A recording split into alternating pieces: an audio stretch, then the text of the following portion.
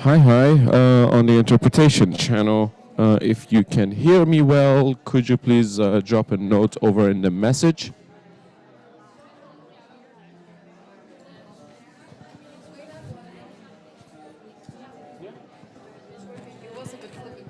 Oh, right. That's okay. Um, yeah, on the interpretation, if you can. Yep, perfect. Thank you very much.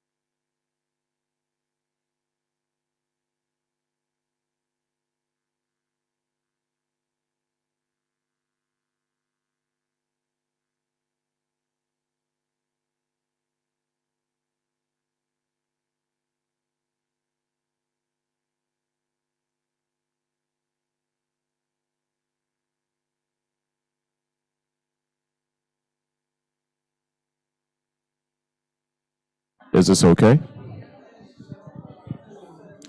Is this back on? I mean, yeah, but can you hear me? I just changed the.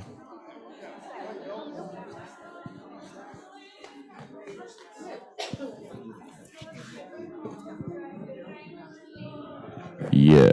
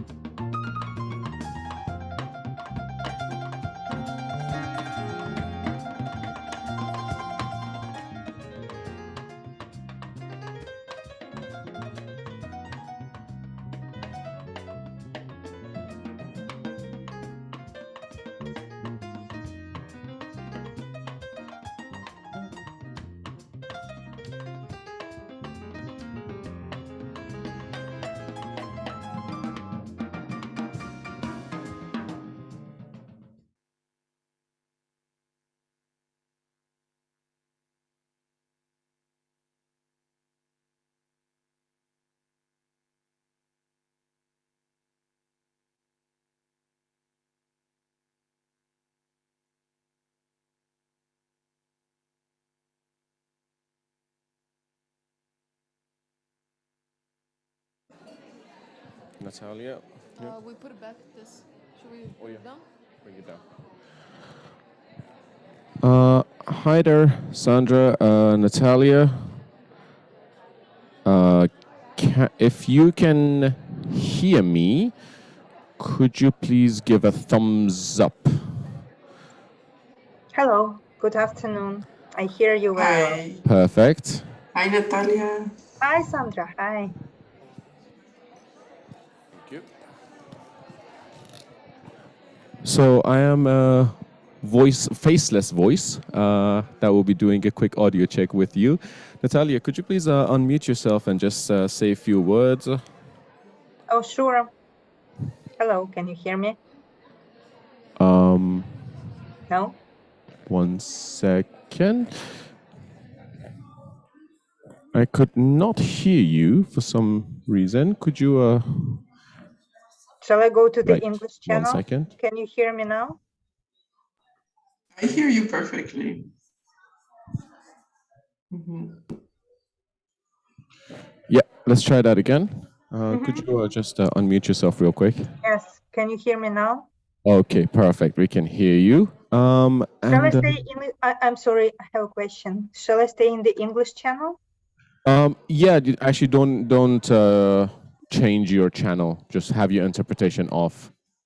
Okay. Okay, Sandra, could we have a quick audio check from you as well, please? Yeah, hi. Hello, hello. It's a bit echoey actually from your side. Mm, okay. Can others hear me okay? Yeah, I hear you perfectly, Sandra. Yeah. Okay, very well. sounds good. We'll just try to do it on the fly. All right, perfect. Well, I'm just gonna put you guys over on the TV that's currently has a slide in the room. So yeah, you guys will be pinned to the meeting. So yeah, just keep that in mind that you will be visible by everyone who is over here. Okay. Thank you.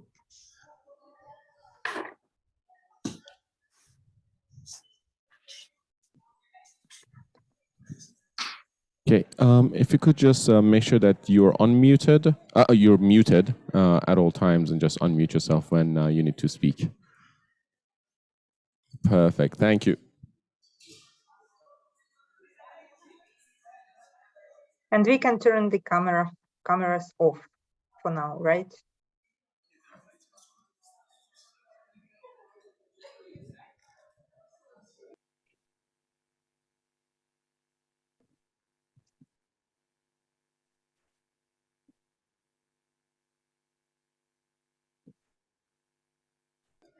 Natalia, just would you mind just muting yourself? Yeah, thank you.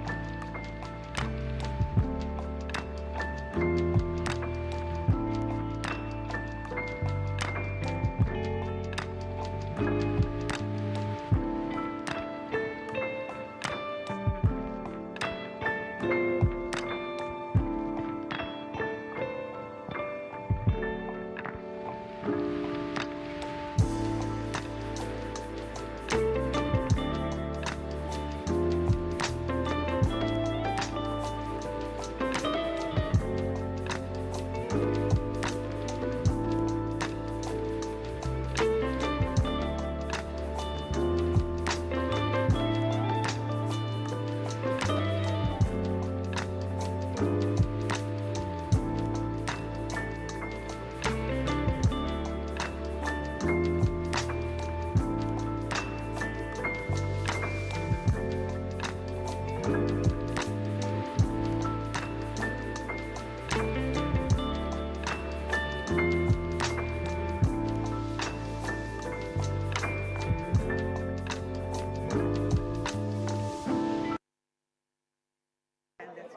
we don't talk about the first.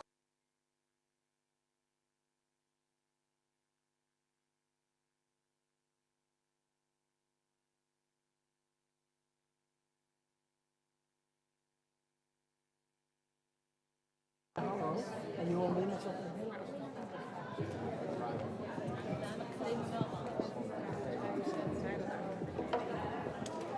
I think you should. Thank you very much for the. We talk about you.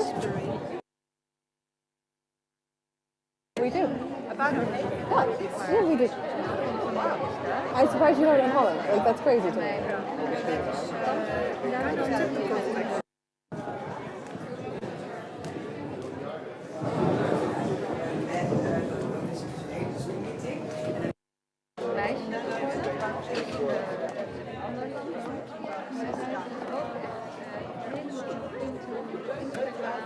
Modern women are not dead.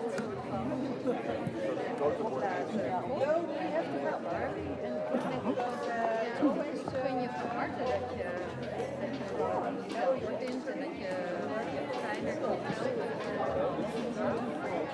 Especially, I think there's a lovely link between the feminist foreign policy that your government is just announcing and the history of The Hague, and then having this conference, and then there's some nice ties there. When we look at Scottish feminists who are important for the suffrage movement, then most of them came together actually at The Hague, and that's one of the reasons we talk about you, is because it was such a huge... Hello, hello. Yes. Can I invite everyone to take a seat, please?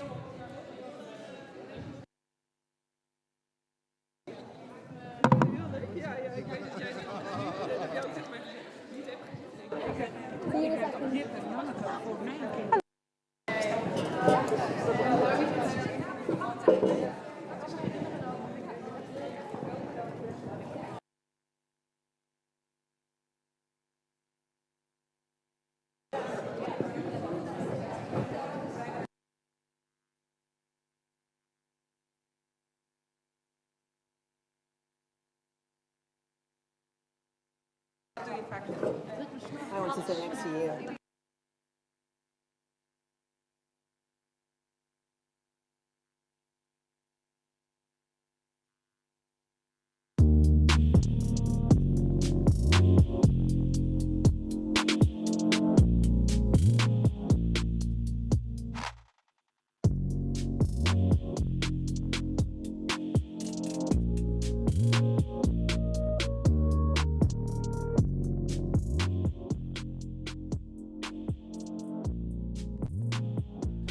So, welcome everyone to this second part of our General Assembly, which is a public debate or public conversation. I'm very curious how much debate there will be, or whether we all agree that feminist leadership in humanitarian response should be something that we need to do. Well, welcome to everyone. Also, welcome to our guests. We have two guests in our midst and also guests online. I'm not sure if we can already see them. Hi, Sandra and Natalia. So, as you hear, this session will be in English. We have translation. When you would like to have Dutch translation, you can go to the ID code. Is there anyone who would like to do the Dutch translation? Because otherwise we can show the ID code again. Wil iemand gebruik maken van Nederlandse vertaling? Nee.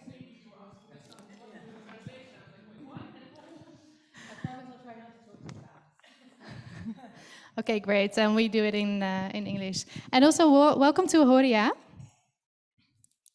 Hi. Yes, but before we go to this this debate with our excellent speakers, which I will introduce in a minute, I'd like to ask the audience, and we've had already some people of you that participated in the first part, and I know some of the answers to the questions that I will raise with those people, but there are some people that that I'm very curious to hear some answers. Who of you has been working in the humanitarian sector? Okay, there's quite some. And who of you have been working with women organizations while doing humanitarian response? Ooh, that's not that many. And who of you is aware that the Dutch government has announced that there will be a feminist foreign policy? Okay, most of you, that's great. So that is important information to know before we start with this session. Yeah, so I'm very, very excited that we have 5 excellent speakers, experts really on gender and emergencies and on feminist leadership in humanitarian response. I'm going to introduce the 5 of you, and I will start with our guests that are participating online. Horia Mossadegh is an Afghan human rights defender and journalist with around 26 years of work experience in Afghanistan and South Asia. And in the fields of human rights, peace, justice, reconciliation, transitional justice, gender, IDPs, security and violent extremism. And Horia has won many prizes for her work, such as in 2012 and 15, when she won the Women Rights Defender Award from Amnesty International. Congratulations, Horia. Horia also founded a number of organizations and worked with many international organizations and think tanks, including European Institute of Peace, Save a World, International Alert, Amnesty International, UNICEF, you name it. And for these organizations, she conducted tens of research missions and produced also many, many reports. So very happy that you're here, Horia. Can I have applause for Horia?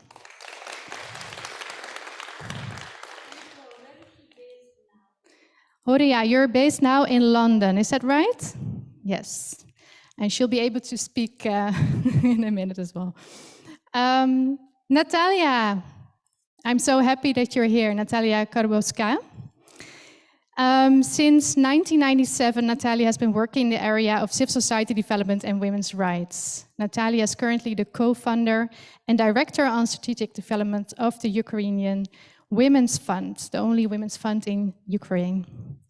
And Natalia believes that the voices and ideas of women and girls should be at the forefront of social change, and women's funds play an important role in this, providing them with access to resources, expertise, and structural support. Thank you so much, Natalia, for being here all the way from Ukraine. An applause for Natalia. And then we have, we first go to Sandra. Sandra actually wanted to be here as well, but she wasn't feeling well. I'm so happy that we have this, hybrid possibilities, so that you could call in. Sandra Macias del Villar is a program director for Crisis with the Global Fund for Women. She's a passionate intersectional Latinx feminist with extensive experience working in the human rights philanthropic sector.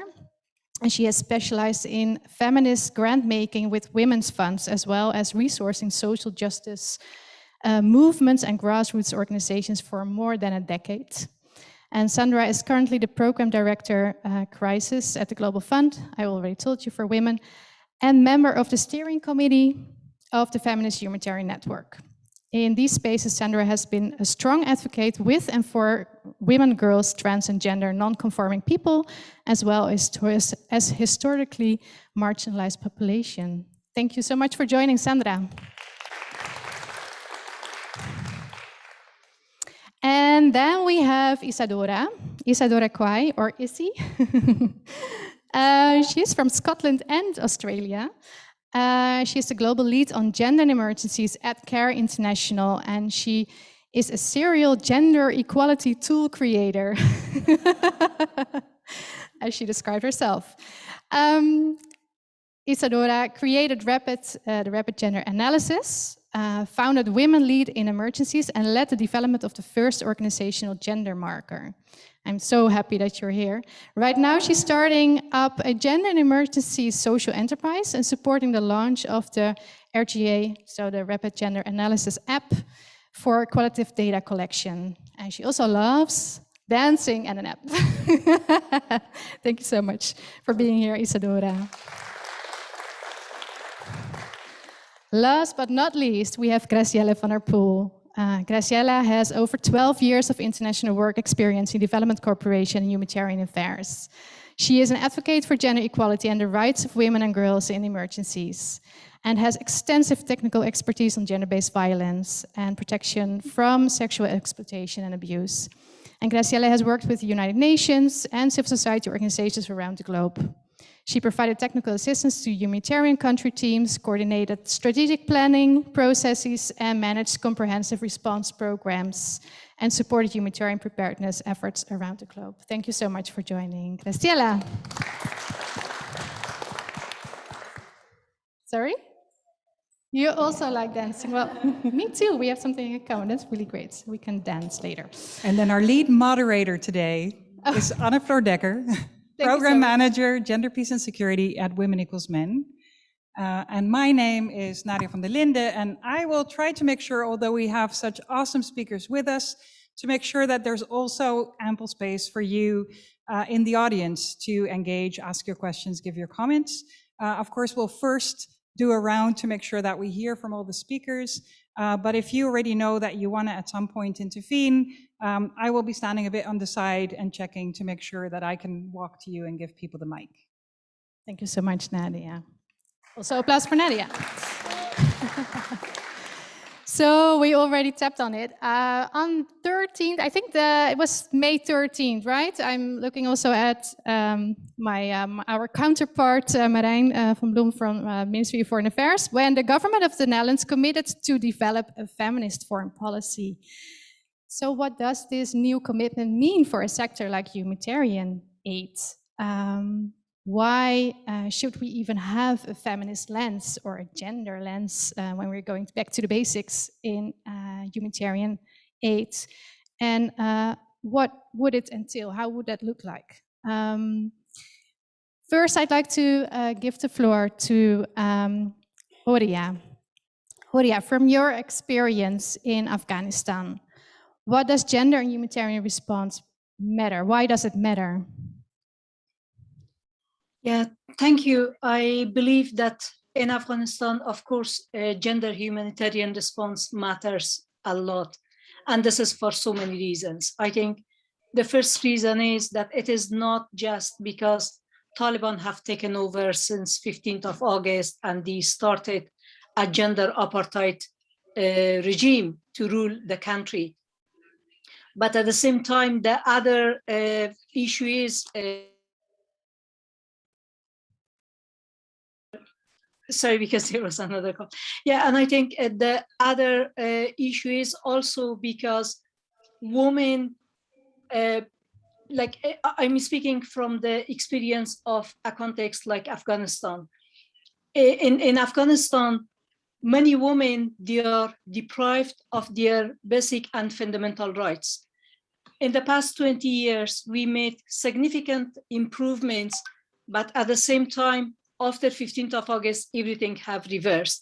Even though in the past 20 years, while everything was just moving towards development, moving towards betterment, but still the situation was far from perfect for many women. And this is why a gender response for the humanitarian efforts is so key, particularly for the war-affected countries such as Afghanistan, and I'm sure it will be the situation for any other country. And this is because women are proportionately being affected by the war. They are carrying the burden of the war more than any other people, and particularly while there are issues around whether it's sexual violence, whether it is domestic violence, and also loss of their livelihoods, loss of their homes, and loss of the places where they have the safety net. And this is all affecting women significantly. This is why a gender-focused humanitarian is making a lot of difference, and it is key. Thank you so much, Huria.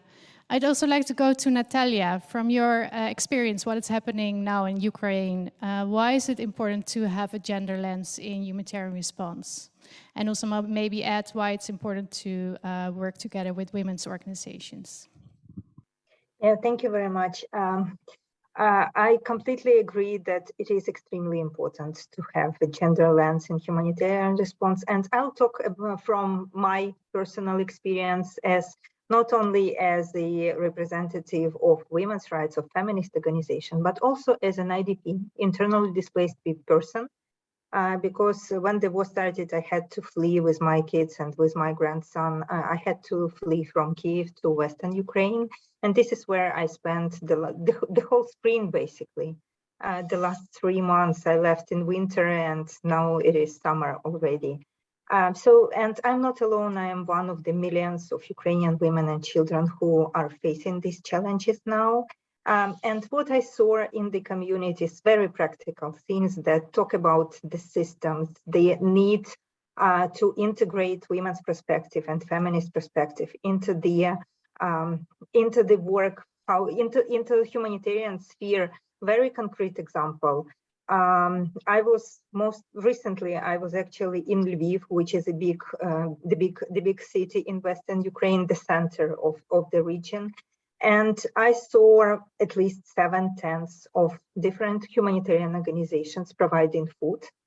There were no people there, no IDPs. The tents were at the railway station, and they were waiting for women to come, but they are not coming now. They are already in small towns like the town where I live as an IDP. But these tents, they are in a big city, but not in these towns. And this is one of the examples why I'm sure the reason for this is probably because these organizations that are placing these tents with food, they don't know how the life for women is organized, for women IDPs is organized in these small towns.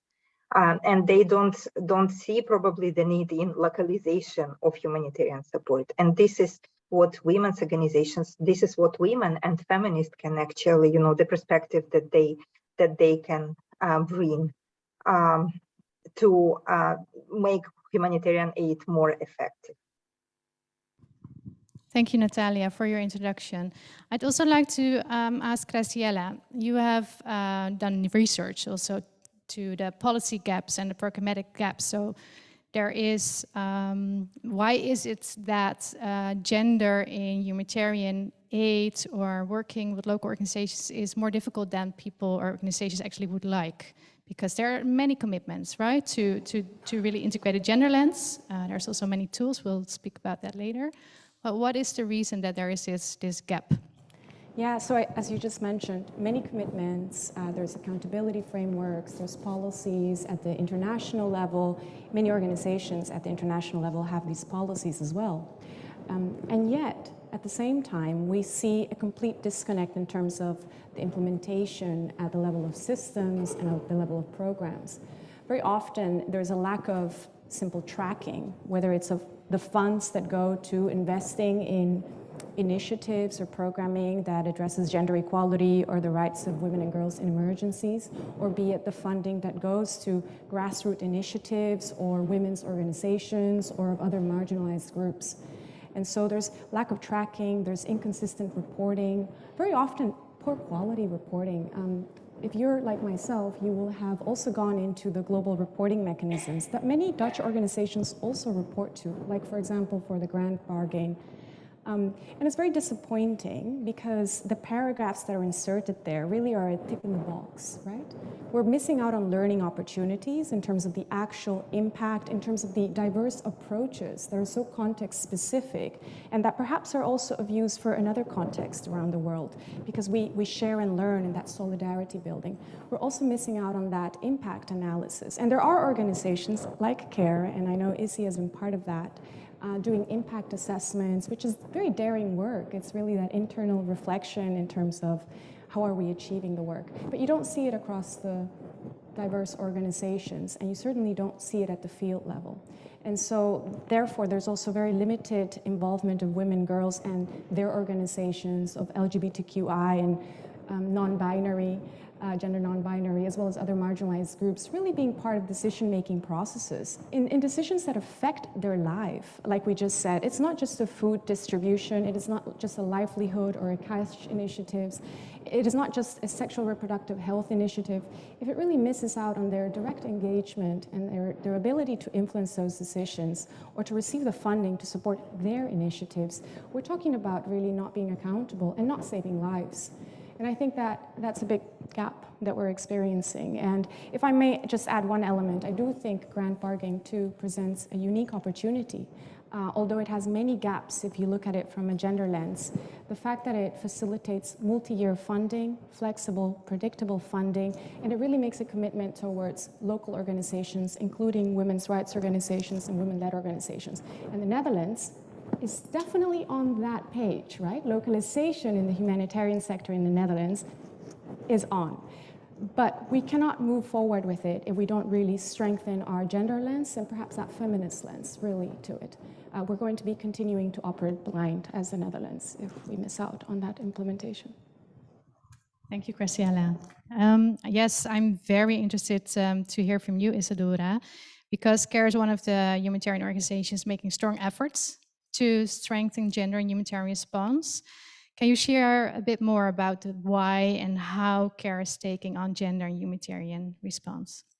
Yeah, so hello, and firstly, congratulations to the Netherlands for your feminist foreign policy. I think that's really exciting, and I'm happy to be here for the party for that. The other speakers, Horia and Natalia, have both talked about why this matters so much. And Graciela has talked about it too, from meeting different people's needs to having life-saving interventions to just being equitable and hearing from different people and having effective humanitarian assistance based where people are. There are many reasons why it's important to take a gender equality lens and a feminist lens to humanitarian action. Why do we do humanitarian action? It's a question for you. Why? Anybody dare to say?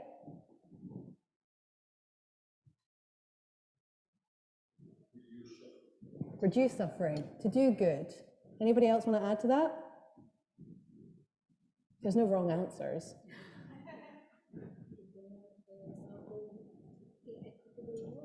To bring about a more equitable world, to reduce suffering, to do good.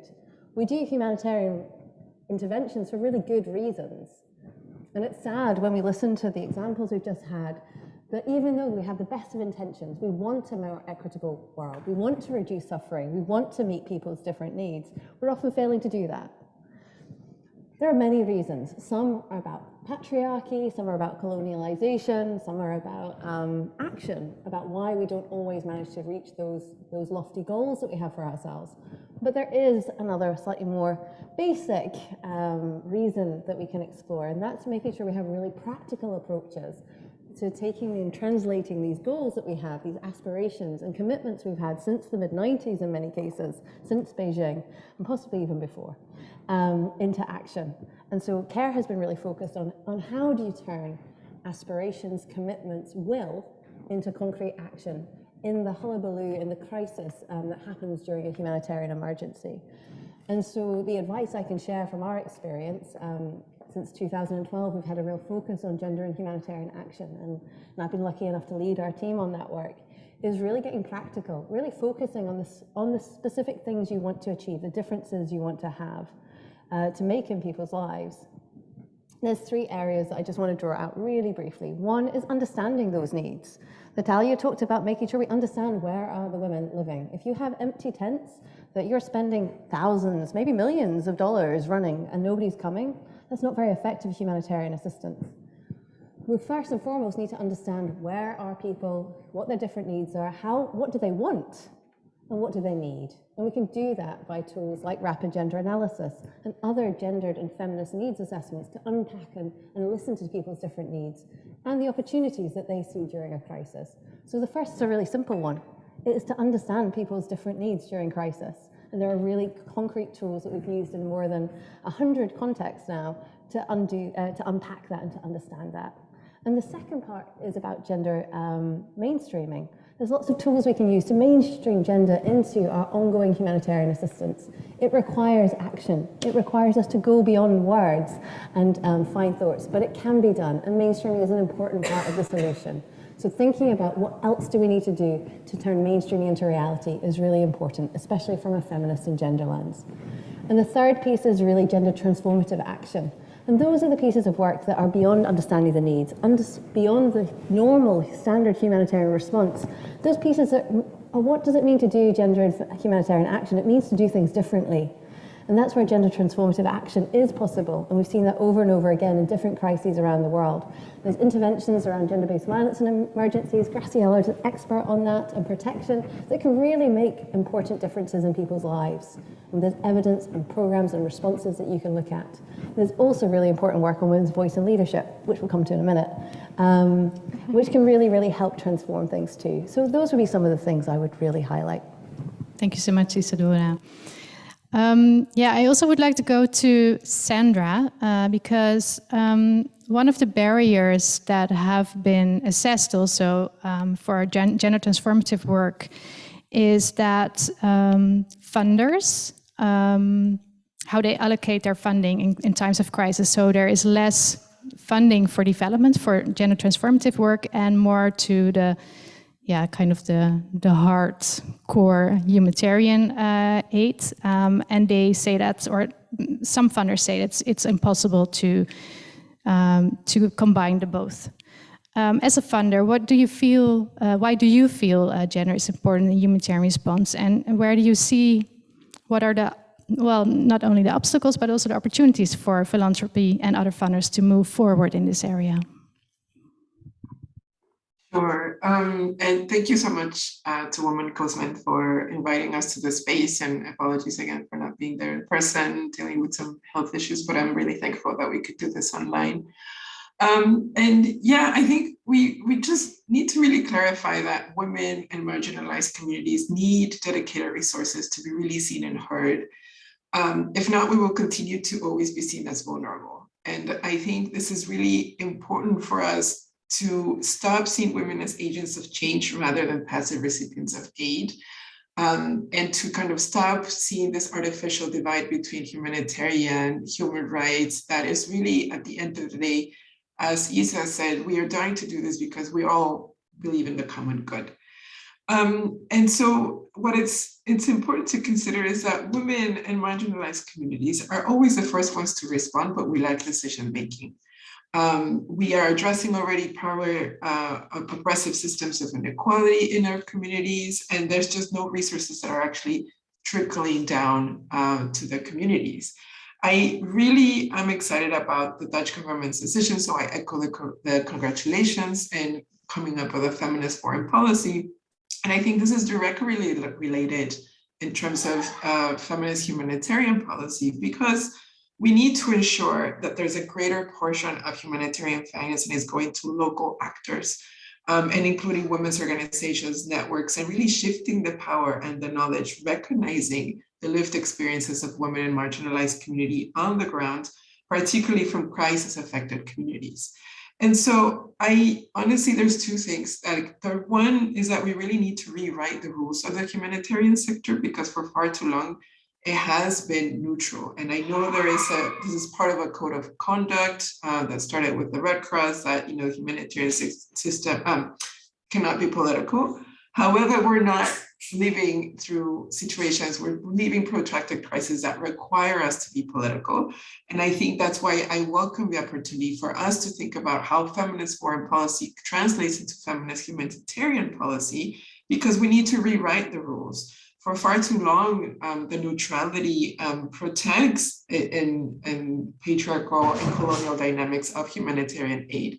And because of this reason, making sure that we are financing in ways that are empowering communities, it's something that I truly believe there's an opportunity for funders. And I think the challenge is that for far too long, there's this divide that philanthropic donors are one side, the humanitarian sector is another.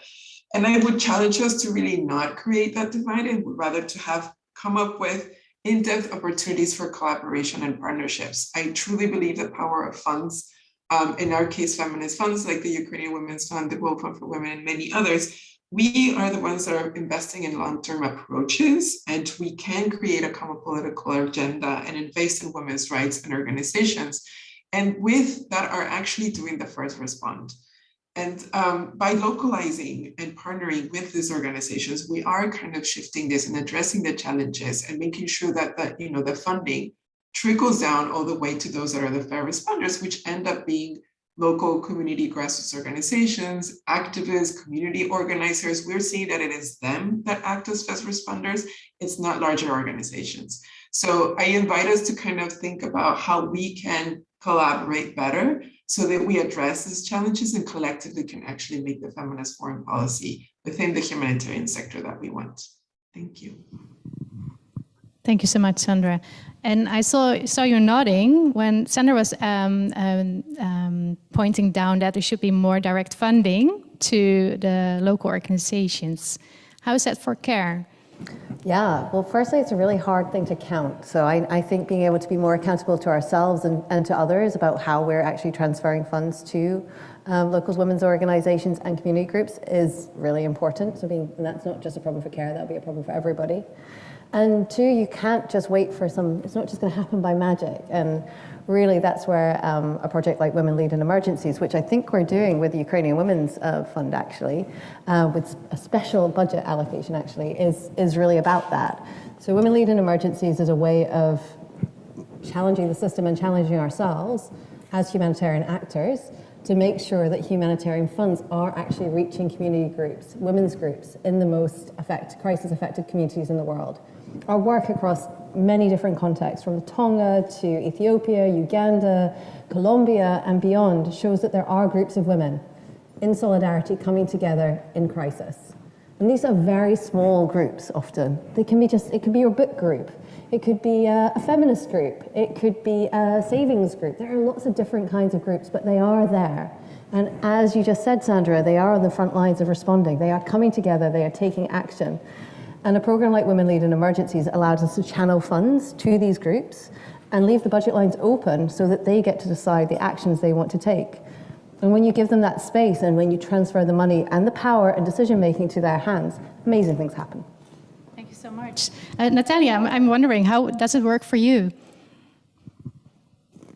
Oh, I also thank you, Anne-Fleur, because I wanted to comment on this. Indeed, we are a partner in this Women Lead in Emergencies project, and I can confirm every word of Isabella. Indeed, this is a perfect example of how the real partnership should work.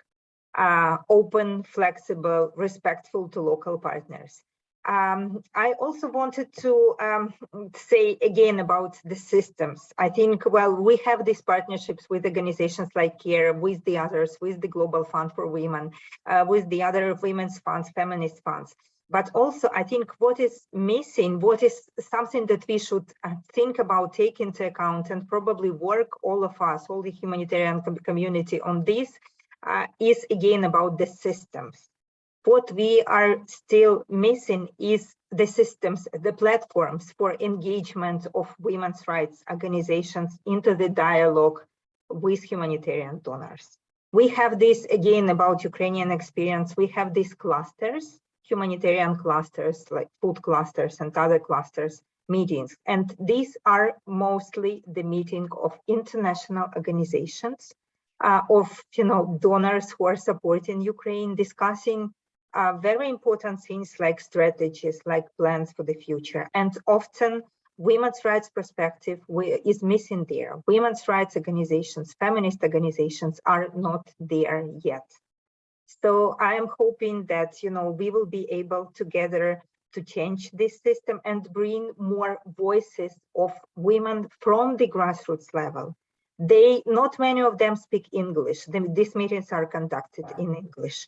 Not many of them, have ever spoken to, big international organizations, but they are, as Sandra said, they are doing the real work at the grassroots level, and they know many of the solutions.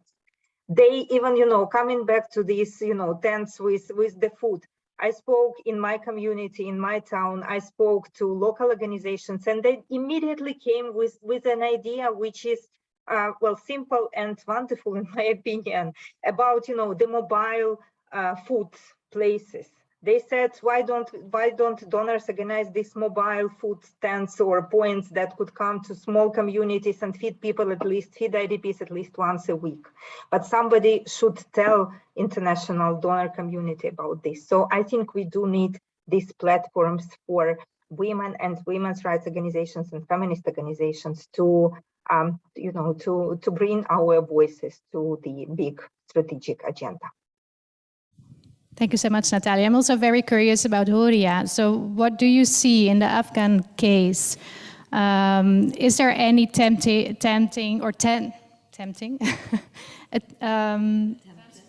attempt, thank you so much, to bridge a gap between the women's organization and women groups that are providing a humanitarian response in Afghanistan and, for example, the international donor conferences? And if there's not, what is the obstacle? Well, honestly, I think in terms of the obstacles, we need to ask the donors themselves, because we don't know where the obstacles are lying. Unfortunately, in the past 20 years, even after 2001, when we had a new government, still women organizations, women humanitarian organizations, they struggled a lot. And then when it also comes to the bigger international humanitarian organizations, still that gender gap is so evident, like the preferences always given to the male employees, the higher positions always goes to the male employees. Like what is really, it is missing is that women are not involved in different aspects of the humanitarian delivery and aid delivery.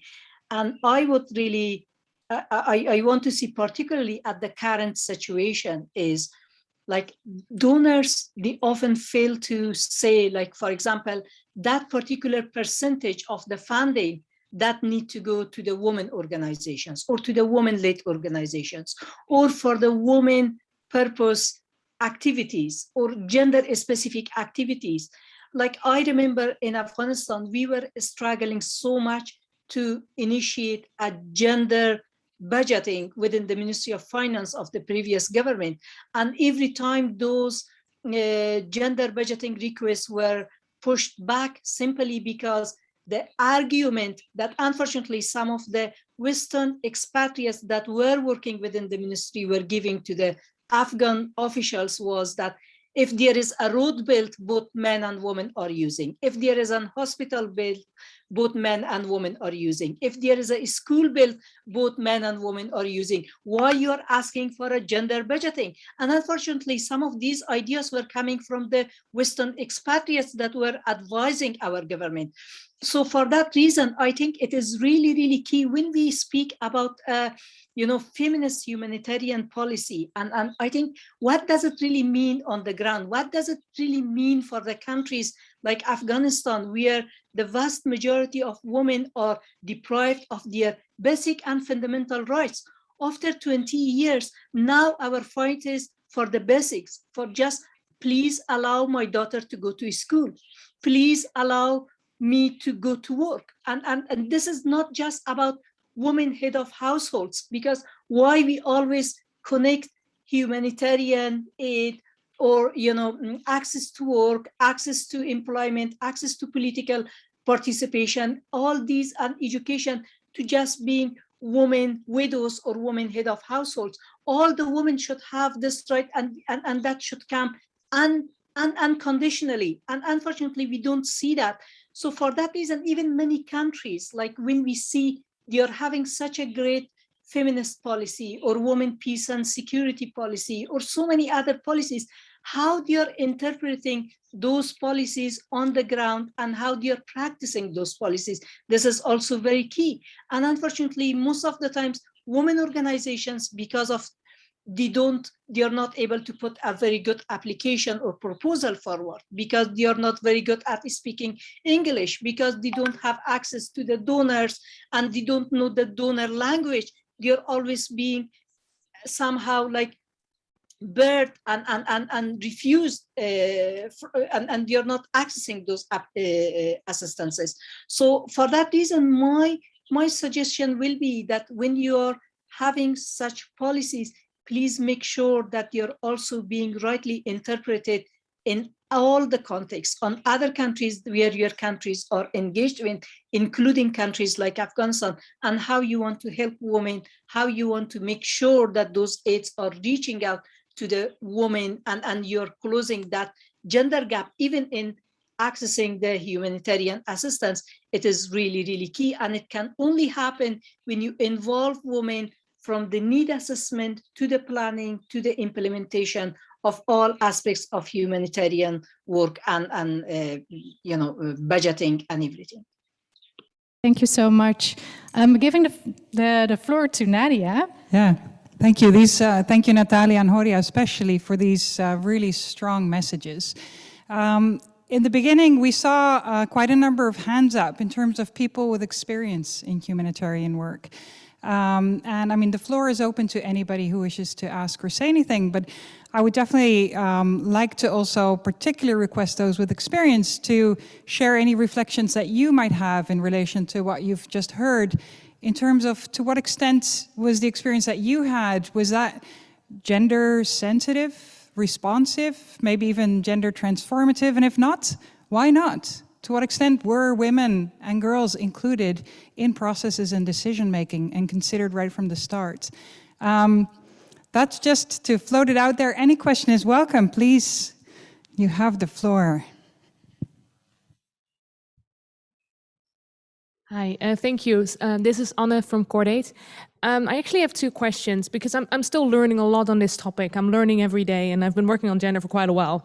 But one of the things I see when it comes to humanitarian aid, a problem for women's rights organizations is the short-term funding that is often associated with humanitarian aid. So in that sense, I'm curious, is there a way we can work together and advocate together to make sure that the humanitarian funding, especially for women's rights organizations, gets longer? So that also makes it better for women's rights organizations to be able to do their job. Because I understand that women prefer to have a job for a year than for 3 months. And they easier go to development or other work. That's another thing. And one of the arguments I get back from my colleagues when I discuss with them the sometimes lack or very little amount of women that are actually present in the field is that a lot of women do not want to go into the field for various reasons. I would really love to hear if you have any brilliant suggestions how to fix that. So we can work on that, because I can only do my work in the best possible way if I actually have sufficient male, female, non-binary present in the field. Thank you, Anne. I'd love to see if there's a couple of other questions or comments that we can take before we bring it back to the panel. Anyone dare? Yeah. Yes, I love I don't know who said this, the main point on gender budgeting. And I was thinking if gender budgeting would be a topic in the Dutch foreign policy, because I know the European Women's Lobby has a tool for it. Thank you, very practical. Anybody else? Nobody here from the back? Yes. Yes, hi, my name is Rolf Weinstra. I'm from the Ministry of Foreign Affairs and the Humanitarian Department. There's a lot of things going on in my mind. For instance, the term, what is humanitarian? And everything we discussed today, is it humanitarian? Listening to our colleague from Afghanistan, is that the humanitarian crisis, or is it the crisis which came out of another crisis? And are we now looking at the humanitarian sector to solve things which should have been solved in another way? But the other thing is, and I was struck by also the note for this invitation, is that it was about, what was it? I've got it somewhere.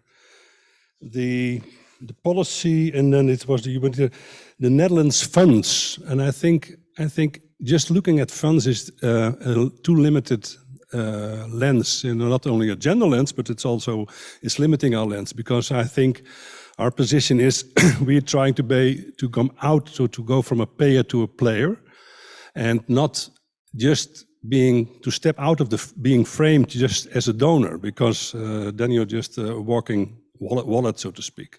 So I think that is one thing, and the other thing is that when you talk about gender-specific funding, one of the things is that we have quality funding. We have made a fundamental choice for quality funding, which is multi-annual, unearmarked, so all our partners can do what they need, so where they see where the needs are and where they can act. So we expect from them to act to that, and I think there's a kind of a tension between this quality funding, on which there are arrangements on an international scale, and the request from either on gender-specific funding or inability funding or any other specific funding, I think, and that is what we are struggling with at the ministry. Thank you so much. I'd like to look. There was another here. Good afternoon, everyone. I'm Lucy. I'm with HIVOS. I have a question, but more so a concern on how to link humanitarian response with what's happening with the host communities. And also, especially when you think about women and girls, but also with LGBTIQ communities, if they move from Uganda to Kenya, I'm from Kenya, to Kenya, Kakuma refugee camp, how they are treated because of the laws, but also how the Kenyan government perceives, and how also the humanitarian agencies within the country respond to those kind of crises. But also, so for me, I find that we didn't speak anything about host communities, and they do play a very critical role. So just wondering why, and especially with women and girls and LGBTIQ communities. Thank you. With an eye on time, I'd love to pose these questions back to the panelists. Who would like to take a first stab at this? Perhaps I'll start with the first comment or question around the issues we face within organizations. Many of the barriers that we experience internally. I've worked at CARE Netherlands as well, so I've worked in the Dutch space. I've worked also at the field level, and it's very much that we're consumed by our own biases, our personal biases, our organizational biases, and our biases also what we understand of the systems or expectations of a donor partner.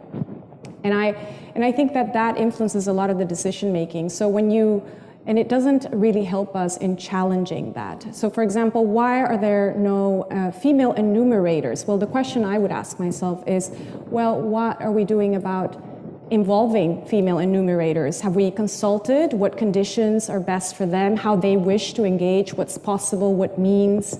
And so when they talk about staffing as well, my question then would be, well then, how do we engage with them and consult, but also ensure that they decide as well on how they can work, right? Those terms and conditions are not always there. So a lot of these systems are in themselves locked by our biases, our organizational biases, and it really restricts a lot of the operational space as well. A lot of assumption that gender equality work is women's issues and that it's an added on, as opposed to at the very beginning of this session, we all recognized why gender in emergencies matters. We said it's not a question to us. And yet, when you work, for example, in the Netherlands, where there's a lot of decision making as well, there's the question of why. Whereas perhaps what we need to do is overcome our biases and really engage in the why to people like those that we're hearing from today, right? And also in terms of what actions they need to do their work. Is it funding? Is it direct funding? Is it a type of collaboration, a strategic partnership? Is it an enabling space? And we work within the systems that we're used to, whereas in fact, we should definitely look at those systems and see how those systems could approach them better. Because I think excuses such as no female staff or no female enumerators are that. They are excuses or non-binary, because we're not really doing our effort to leave that system or those ways of working that we're familiar and in many ways comfortable. I don't know if that addresses your question, but I would just really challenge, and that's part of that transformative work that needs to happen in humanitarian sector. But I'll leave the floor back. Yeah. Natalia, or yes, Sandra? Go ahead, Natalia. I'll go after that. Okay, thank you. I wanted to respond to two questions about the short-term funding and about the host communities. Again, from my own experience and my organization experience, we in Ukrainian Women's Fund, we also, faced this challenge with our grantees because, some of the funding that we are totally always for the long-term funding for local organizations, because just imagine the situation small organizations are in. They have, they are running, they have to run, they are forced by us, by donors, to run from one project to another, from short 3 months projects, and it is not sustainable. And it is also, we all, demand, we all want to have the results, the impact from our project. But how can you create an impact from a 3 months initiative? And how, even if you create it, how can you measure? So this is an important, also important message, I think, for us to think while we are planning our intervention. From our experience, what we do now is that we are combining short-term, we are trying as much as we can to provide longer-term grants, and we are trying to combine humanitarian aid with development and with core support to organizations. This is also extremely important, to provide organizations with core support so that they can at least relax about, where they will take money for them to survive, to feed their families. And about the host communities, this is also something that I see in my community. Before the war, the population of this community in this town was 25,000. Now it's doubled.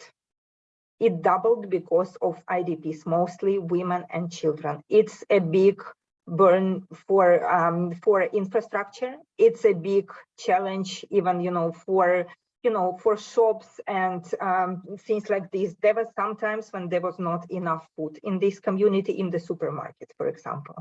But what we are trying to do now with the local people, then there is a community foundation in this town. So we are trying to tell the host community that IDPs is a big resource for them, for their community, because they are bringing knowledge, they are bringing skills. They are not only kind of burning for the community. So in the initiatives, in the humanitarian initiatives at the local level, I do think it's important to plan also their focus on cohesion building, the focus on building the bridges between IDPs and host communities, especially, in our case, in the case of Ukraine, where we have in our communities, have IDPs that will stay there for some time, unfortunately, because, their territories are temporarily occupied and the cities are basically destroyed. So people do not have the places to return will not have places to return for some time. Thank you, Natalia. And I saw a hand of Horia. Yes, thank you. I think, in regard to the question from the Ministry of Foreign Affairs, I would suggest that you should continue with your support and funding to the humanitarian and development activities in Afghanistan, particularly the work that Afghan women are doing. It is really important that the funding and support continues from the international donor community towards the Afghan women, especially at the moment when the whole situation is shrinking. It is really key that the Western countries particularly, they can show their commitment that they are supporting Afghan women and they are standing with Afghan women by seizing your funding from women programs, by seizing your funding from women groups.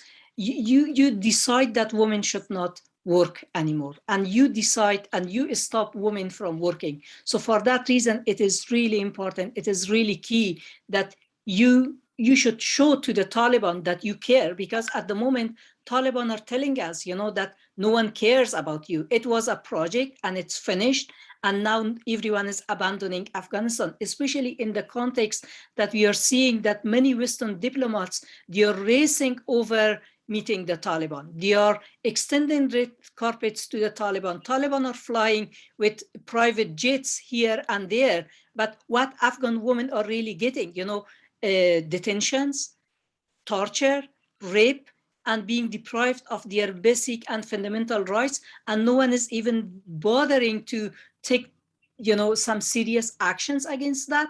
I think we are not saying that you shouldn't engage with the Taliban, but what we are saying is engage responsibly, engage conditionally, and don't just give them a hero welcome and a center stage without getting back what is really needed for Afghanistan and particularly Afghan women. So for that reason, I think Dutch government should continue their support for the Afghan women and women rights project, whether it is with the Afghan women-led organizations or international organizations that are running projects for Afghan women. Thank you. Horia, thank you so much. Sandra, I see your hand. Thank you, and I agree with Horia Jan and what Natalia have been saying. I think I would just like to bring Audre Lorde in the sense that she said that there's no thing such as a single issue struggle because we don't live single issue lives. And I think that has been one of the problems within our work and within the humanitarian sector is that we operate in silos. And that we've heard over and over again from communities that when it comes to actual on-the-ground response, that doesn't help. It doesn't help to have the artificial divide. It's like, well, is it gender, is it humanitarian? It's everything. And that's what I invite us to think about, deconstructing what our notions are in terms of the work that we're doing, because we're not living single issued lives. And that what feminism invites you to do is to think about the intersectionality of our work. That is not just about women, but it's about women with disabilities, and it's about, LGBT community, it's about refugees, so everything comes together in our daily lives within our context. And like the way to actually support that, I agree with the host communities, but there's organizations in those host communities that are actually addressing that work with an intersectional lens. So how are we partnering with these organizations that have the local knowledge, that have the lived experience, and that are addressing the issues with an intersectional lens from the beginning? It's extremely important. And I think I invite us to think about how our internal policies are enabling their work or are not enabling their work and that are making it more difficult. Because we are seeing calls from governments that are, for example, in Ukraine, that sound amazing, but at the end of the day, the procurement policies are extremely difficult to navigate. We are seeing that, for example, they're demanding for audits, they're demanding for strategic plans, they're demanding for all these things when they're living within a war. So it's like, how do you demand these things? How is that enabling the work of local grassroots organizations that are doing the response to do the work? It's not, it's making it worse and it's making it more complicated. So I invite us to rethink completely, like as Graciela was saying, like are we making excuses, or is actually that the case? Or can we have an opportunity to kind of deconstruct the way that we have been operating for the last, I don't know how many decades, and to really think about, well, how, now that there's a mandate in terms of making a feminist humanitarian policy, how can we deconstruct our own internal systems and structures so that they actually enable those that are being the first responders rather than being threatening and not really supporting during crisis? So I invite you to think about this. How can we have more quotas to have more women? How can we pay more fair salaries for women to be involved in the humanitarian response? How could we have more operations and procurement systems that can help organizations have more access to the funding? And because at the end of the day, it's these organizations that are doing the work. So this is just an invitation for us to think about this outside the silos and to kind of really an opportunity for us to reimagine and rethink what the humanitarian system with a feminist lens could look like. Thank you. Thank you so much, Sandra. And I would like to go straight to Graciela, because you already mentioned that earlier, that there's integrating a gender lens and maybe there is feminist leadership, right? So it's very much interlinked, as also Sandra touched upon. But what are the what do you see are really the specific obstacles for feminist leadership within humanitarian response? Yeah, well, I think Sandra just touched on it. We work on silos. In a way, I understand why the silos originate, right? Whether you're working on development sector, on peace, security, or humanitarian. But at the end of the day, and I recall this more than 10 years ago, when I started working on humanitarian, I learned about fluid models, right? Because we live in fluid models. We're doing emergency response, where we're doing preparedness, while we're doing early recovery.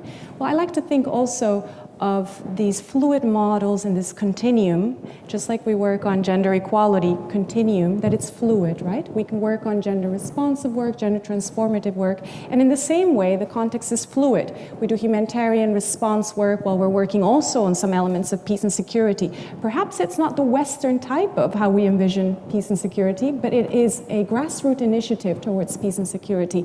And we're very comfortable speaking about gender equality and gender transformative approaches in a development sector, but we are uncomfortable in that same context, in that same location, with those same organizations and partners to talk to them about gender equality and gender transformative approaches in humanitarian action. To me, that is mind-blowing. And so feminist leadership is about recognizing the work that has been already taking shape by movements on the ground, by women's rights organizations, by organizations leading work on gender equality, by ensuring that there's also this intersectional lens and that marginalized groups are also having its say in that, and that there's really strong representation. It's about, feminist leadership to me is about not looking at meaningful participation, what we advocate and I advocate for myself, but it's looking about, no, how is the system, how are our policies, how are our practices going to transform our way of partnering, our way of sharing risk burden? That's often a reason why, we struggle with that direct funding element. So what are we transforming about that leadership, that culture? How are we sharing power, but also how are we aware of power? Whether we're in an INGO, in a government department, whether we're in a Dutch gender platform, whether I'm an individual in a civil society organization in a specific country. The frontline work, as has been already said, is driven by communities, by individuals. And it's their organizations and their groups, their networks that have been already leading work before. So for me, that's what feminist leadership is about. It's about really listening properly rather than getting stuck here, for example, in the Netherlands on the why, and listening to their why, which may be diverse in different contexts, listening to their how, and ensuring that whatever work, whatever decision making we make here is more embedding of that inclusiveness, of that collaboration, that sharing of power, and that it's really building spaces of solidarity, which is also how we're gathered here today. So I hope that suffices. And really breaking away from the silo, as Sandra mentioned. Think of continuum, think of fluid models. We need to break that practice of systems that have been, patriarchal and very much enduring in many ways for so long. Thank you so much, Graciela. Isadora, how does that work with INGOs? Do you see any developments also really in supporting feminist leadership, specifically in humanitarian aid? Yeah, so firstly, it can feel really hard, like when we think about how do we do this work? What can we do? What are the steps? What is the possibilities and the opportunities there? And I want to say and share that there is a huge body of practice and work out there that you can build on. That as you think about constructing feminist foreign policy and feminist decision-making and leadership, there's work out there that you can build on. So join with that work, understand that work, bring it into your analysis. I think that's one thing I'd say. I was going to talk about women lead in emergencies because I love it so much. But it really is possible to do gender transformative work with community groups, with women's groups. In affected crisis countries, and they are making incredible changes happening for themselves. And it's possible to channel Dutch funding, as it is possible to channel ECHO funding and US government funding into these women's groups that are existing almost everywhere that we've worked. So it really is possible. It just requires a bit of bravery and a bit of imagination, and perhaps a little bit of finding your way through the donor system. When you do that, you can make sure that women's voices aren't just heard, which is important, but they're actually making decisions about things that matter to them, and they're able to put things into action that matter to them and to their communities. And it's that action focus that really matters. When women's groups are seen to be taking actions not just for themselves, but for the whole community that benefit everyone, that really increases their legitimacy amongst their community. And decision makers who already exist there start listening to them and coming to them for advice and ideas. And if you can reinforce those circles, you can link to things like gender budgeting, other governance initiatives that you may do.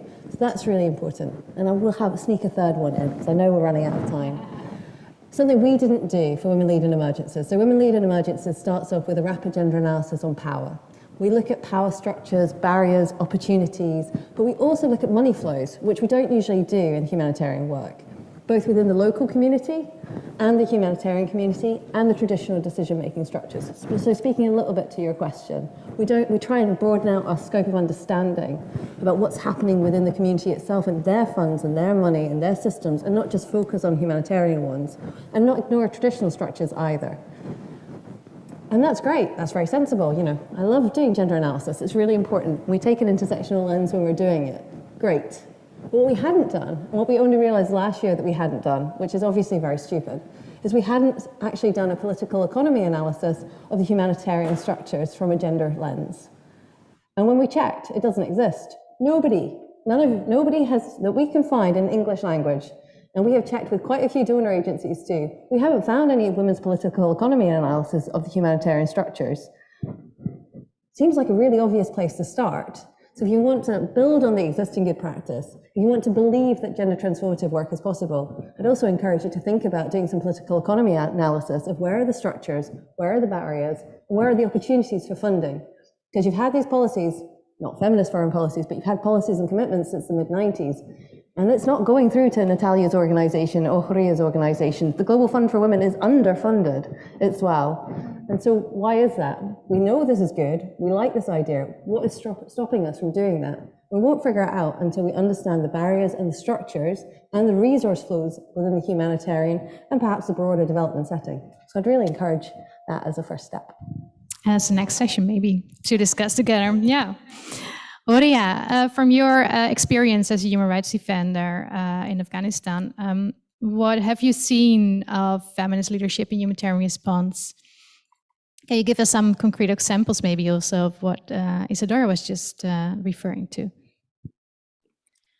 Well, to be honest, I think so far in Afghanistan, the humanitarian response have not been much targeted on women or gender-related issues. It was much more like general humanitarian response, whether it was, before or now. I think this is an area that, we really want to see, particularly now. I just finished a research with the European Institute of Peace, and we interviewed over 400 women and girls from displaced communities in 4 provinces of Afghanistan.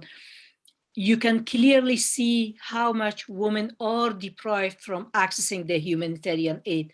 And this is for various reasons. This is because of lack of access, lack of women-friendly aid distribution centers. This is because of the Taliban's rule not allowing women to leave their homes without a male company, particularly in more remote areas. That becomes even more difficult. And also lack of women humanitarian and aid workers that they are not able to go and do the need assessment and participate in planning and distribution of the aid. And this is something that I think it is really, really key now when Afghanistan is also such a humanitarian catastrophe that everyone is talking about, and so many people are starving, and unfortunately we also see so many news about people are even selling their children because of the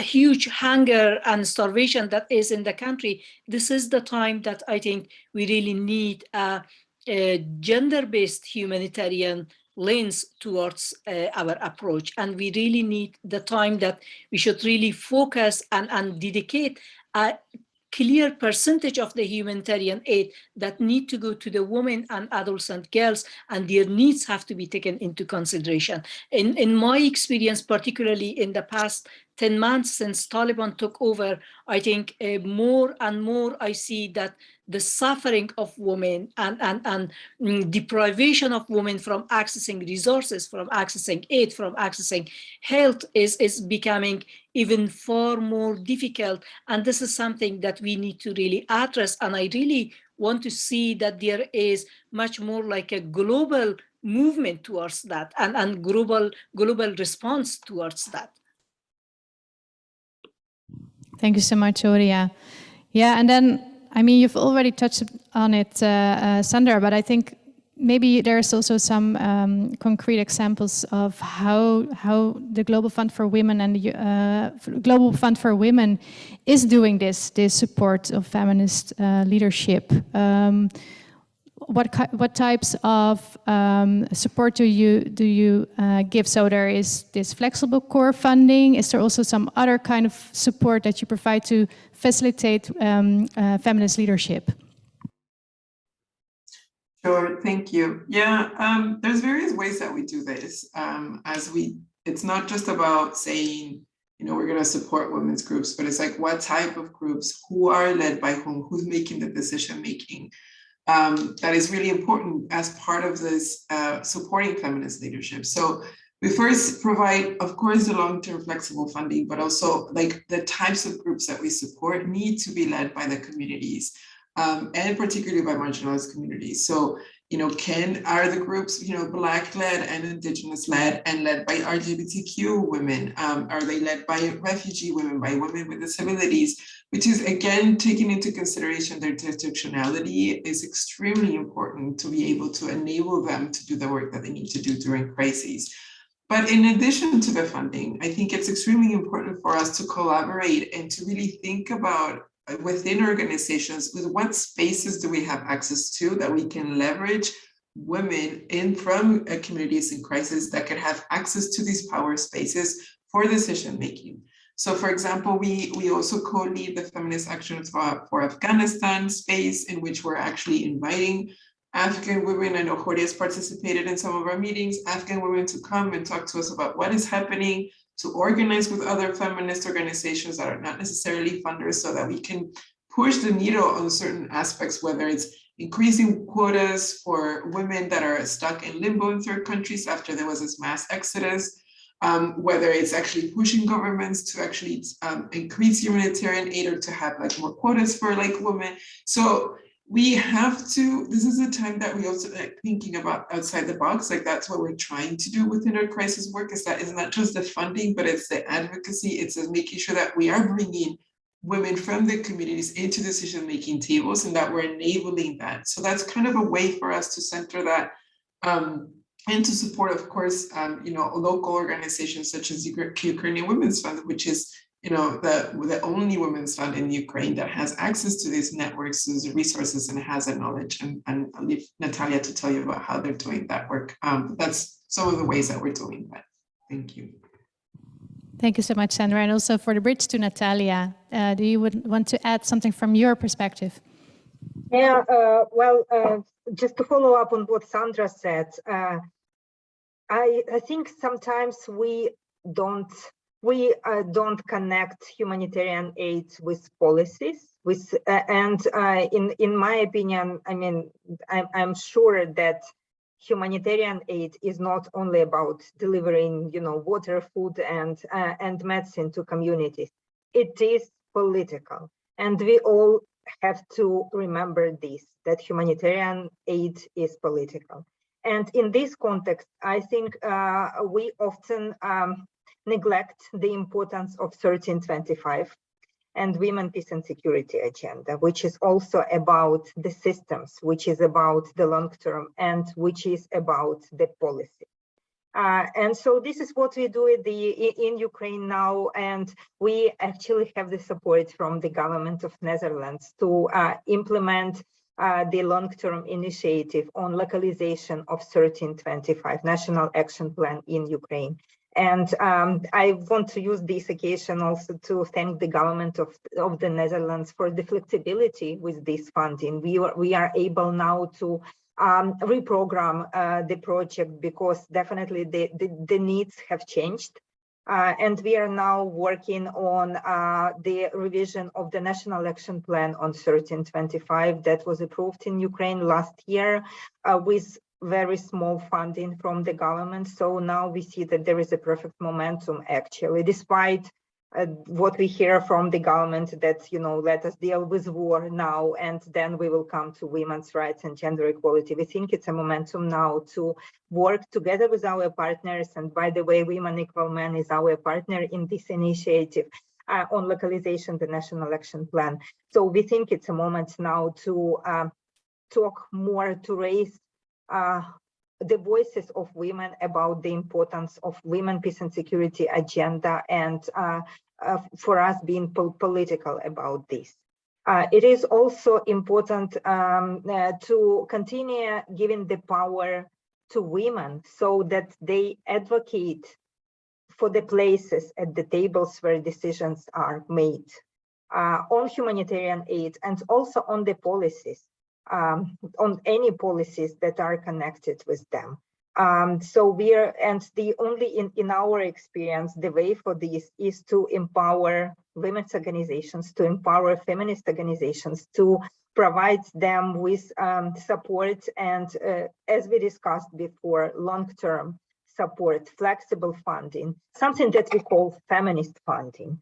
The funding that is here and now, not later. Often we also hear about the cases when donors organizations take, because of the processes. We understand it takes time for some organizations to, you know, to pass through all the bureaucratic procedures. But it is important for us to know that if we don't provide support now, then tomorrow might be too late. And another important principle that I think it's that I wanted to talk about is the geography of our funding. Sometimes we, as a donors, we kind of prefer to follow the general trends, or we work in the regions which are more easy to access for us.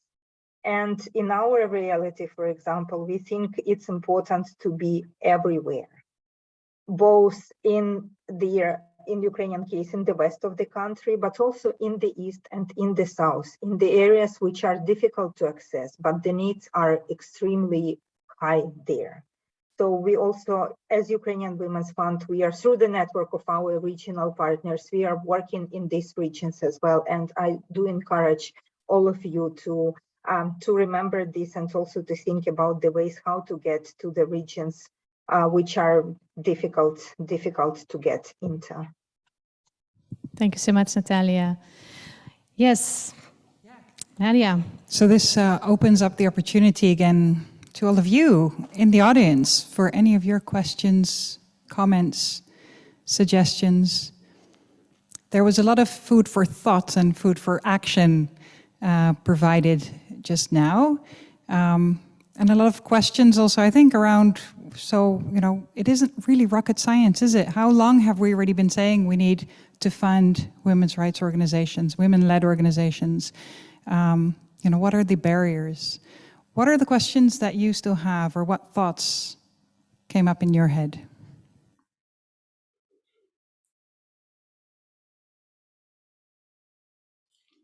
Heat wave.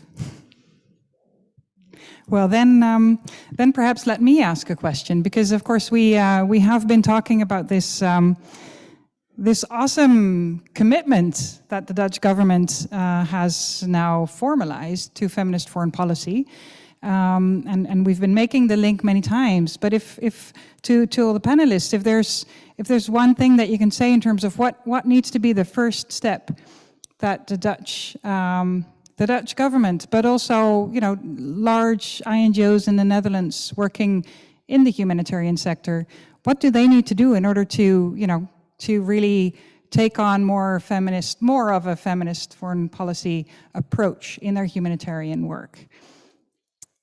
And you can add on to each other, so that's great. Yeah, just exactly. What's the first one that comes to mind for you? The first one that comes to mind when I think of the Dutch humanitarian sector and the space, the colleagues with whom we all work and among you, is that we need to overcome the fact that we are putting limitations on our thinking, our ambitions, right? We're limiting those ambitions to gender-sensitive, gender-neutral work, whereas really we should be more ambitious to really explore that continuum. I heard it from somebody else. We need to explore the potentiality of gender-transformative work, and that means that we really need to reflect on the how of the way we work. So it's not just the why, but the how. And the other element is, if I look at the Dutch sector, is that we need to really ensure that we learn and we contribute to learning. There's a lot of learnings that are informed by so many diverse voices. Are we listening, and are we also contributing through our work? And I think that's very important. So we talked a lot about silos today. Let's not silo our way of working here as well. There's a lot of evidence base, there's a lot of tools, there's a lot of great examples, there's a lot of field experience of frontliners, and we can listen to it because there's a lot of flexibility in the Dutch setup right now, not just the funding, of strategic partnerships, of collaboration. So we really have a lot of opportunities that we can seize to also share examples for the world, is my thinking. Yeah. Thank you, Isadora. First thing that comes to mind. Get on with it. Really, analyze and understand. Yeah, just analyze and understand. I've talked about women's political economy analysis. I really do encourage you to think about that for yourselves as organizations, but also as a government. It can be a mistake just to start writing policies and then not to think about how those policies are actually going to be enacted and how they're going to make a difference. And then really, what's stopping you? Just get on with it. Really, you can do gender transformative action. It is possible. There is gender analysis out there. There are good examples that you can build on. You don't have to invent all of this yourselves. Build on it and get on with it. Great. And Sandra, in terms of philanthropy and other funders, first action. Be bolder. I mean, that's the first thing that I thought about. And I just want to emphasize that it's not like you haven't. I really do congratulate the Netherlands government, the Dutch government, and Dutch organizations, because you have a history of being bold. But now there's an opportunity to kind of really continue to move that needle. And I think I echo what has been said previously. There's a huge chance to, again, rethink and reimagine. If the Dutch government has been, being bolder with many other policies, I think now we can really take the opportunity to take the lead and kind of re-strategize and rethink based on what we have been saying in terms of stepping out of the silos, rethink, to kind of forget about this artificial divide, so that then it has a trickle-down effect for other bilateral donors that are also doing this humanitarian work, but let's do it differently. We have to stop being neutral. We have to stop, dividing. We have to, we are living in 2022 with a war, with a pandemic, multiple crises, political, economic, environmental, you name it. And the time is not to be neutral. So be bolder, and thank you. And I'm based in Amsterdam, so I'm always happy to have a coffee or a drink and continue to talk about it. Thank you so much. Great, available to pick your brain more. And Horia, looking at Afghanistan specifically, what's the first step that really needs to be taken now from Dutch humanitarian aid organizations and government? Well, I just want to echo what Natalia earlier said. Don't look at the work in a short-term period. It is like 3 months, 6 months projects are not going to help us. Think long-term and think about how effective it could be, and also design your funding on the context base, because a country in war like Ukraine or a country like crisis in Afghanistan is very different from India. It's very different from another context. Don't prescribe the same medicine to all situations. And this is why it is really important that the Dutch government should first need to develop its funding on the context based, and second, to bring a true gender lens into all their programs. And third, it have to be long-term, so then we can see the result, we can see the effectiveness of those projects. With short-term projects, it might be a quick fix, but in the long term, the effectiveness will not be good, like I would say. Thank you, Horia. Natalia, anyone to add to all that's already been said? Well, I agree completely with what has been said, and to continue what Horia said, indeed, localize your programs. Talk to the movement, and for these conversations, create the tables that are comfortable, not only for you to sit at, but for the grassroots women's organizations and for grassroots women activists. That's a very powerful one as well. Thank you, Natalia. We have another comment from the audience now. Yeah, thank you. My name is Nicolien Zuidgeest, and I would love to throw in another bold comment. I hear a lot of good things around, but I also often see that within humanitarian organizations, development organizations, that organizations are afraid to question their own system. So if you are starting to question your own system and your own financing mechanisms, how willing are you to give up a piece of the cake and give it to local organizations? That's something I would like to throw in. Thank you. And more, you see? Sorry. To answer that question, then please go ahead, because mine is a different. No, I was indicating that you had your hand up. Oh. Please share your question, and then we'll come back to the audience. Okay.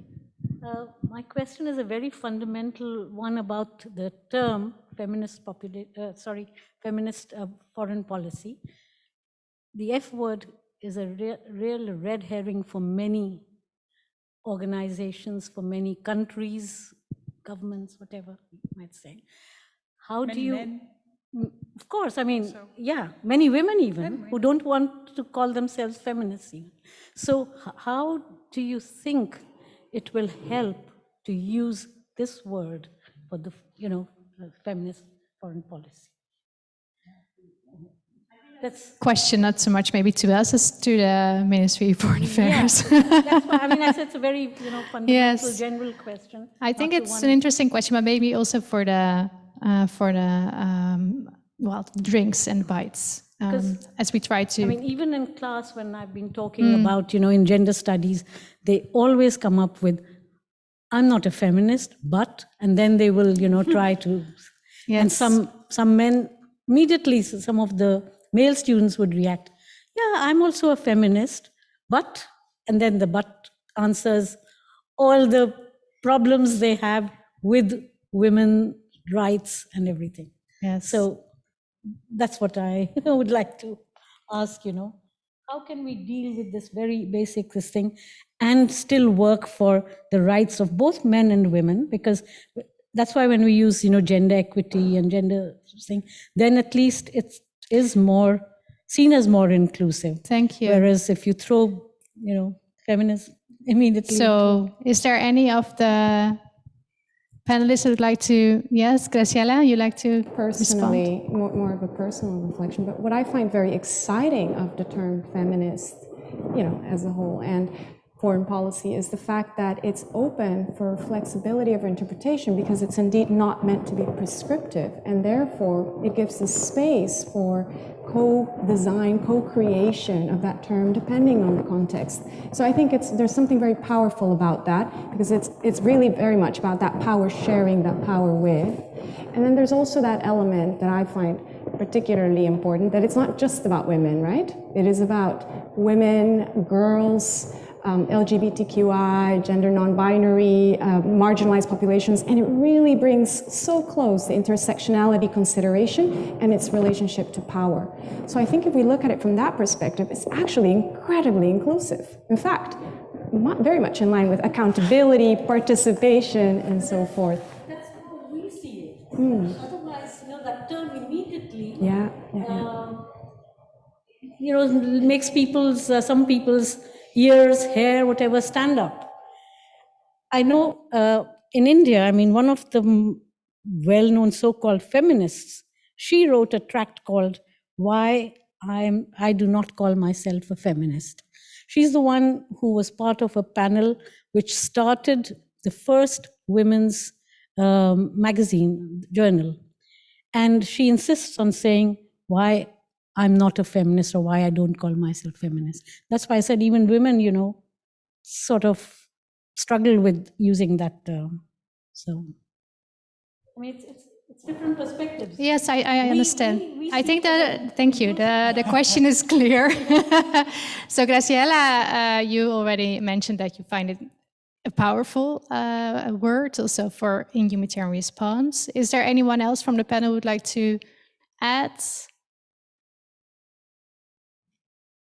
I mean, if not Sandra. now, when? Right?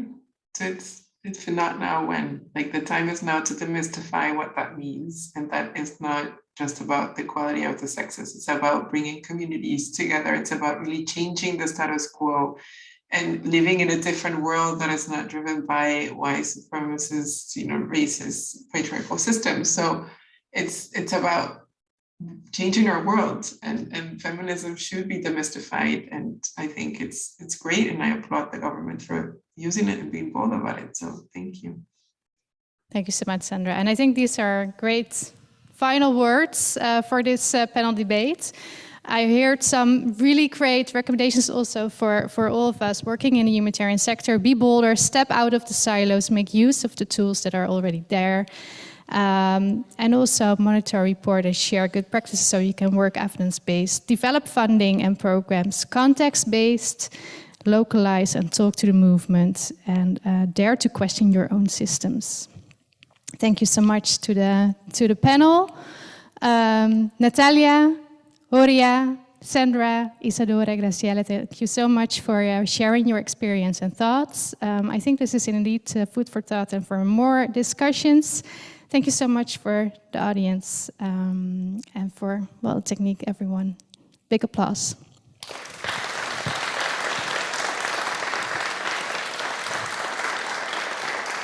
And last but not least, thank you so much for Nadia, who made this magic happen. So. And right back at you. And for everybody physically present, we welcome you to please stay for drinks and to further the conversations, and then time for action after that. Thank you. Thank you. Thank you. Thank you, Horia. Thank you, Natalia. Jan. Thank you. Bye-bye. Take care.